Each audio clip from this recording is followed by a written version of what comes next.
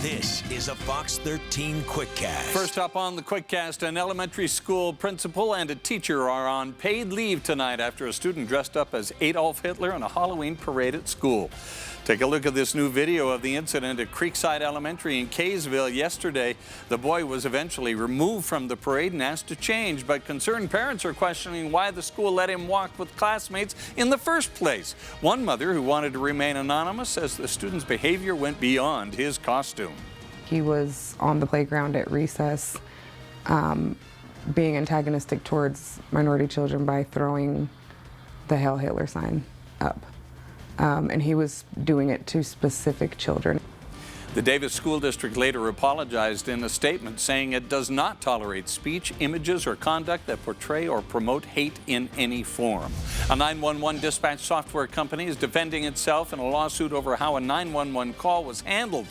Bree Lasley says she and her sister called 911 4 times as they were fighting off an armed intruder back in 2015. They say an officer was never dispatched and blame the dispatch company Priority Dispatch's system.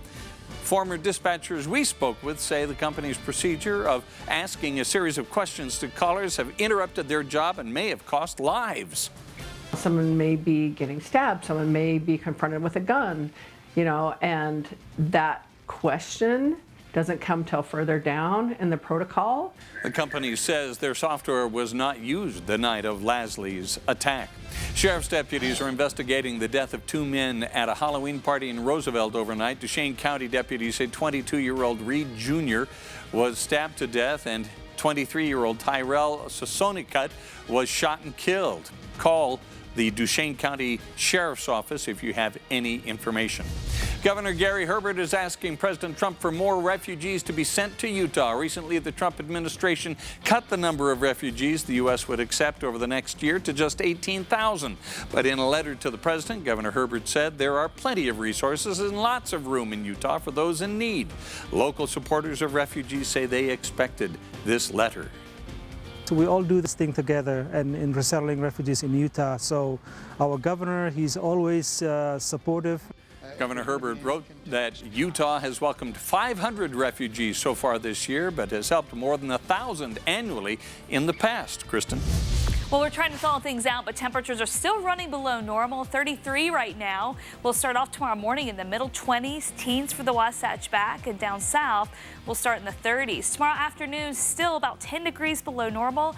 Lots of sunshine, though, upper 40s to low 50s in some areas, most of us in the 40s, and we'll try to get to the 70s down in St. George by Sunday, warming things up a little bit more. Lots more sunshine to come. Highs in the low to mid 50s in northern Utah. We'll get back into the 70s down south. Thank you, Kristen. Hundreds of people were able to get some of their criminal records erased today. Volunteer attorneys help people who have already served their sentences apply to wipe their criminal records clean. The community effort, there's plenty of work to be done, and the second day it was a great success. Hundreds of people who applied for expungement over the summer also got certificates approving their expungement eligibility at today's event.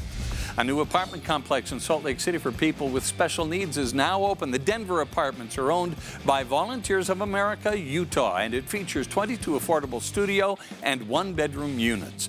The apartments are located at 770 South Denver Street. Today, families could celebrate the traditional Mexican holiday, the Day of the Dead, at the Discovery Gateway Children's Museum. The museum provided an altar to honor loved ones who passed away and let kids participate in other activities, paying tribute to Mexican heritage. We wanted to educate everyone about the importance and the authenticity of the holiday and what we're celebrating, and also provide them a visual. The museum will provide another free celebration tomorrow between 10:30 a.m. and 6 p.m. Finally tonight, the city of Murray is now home to what some claim to be the largest mural in Utah.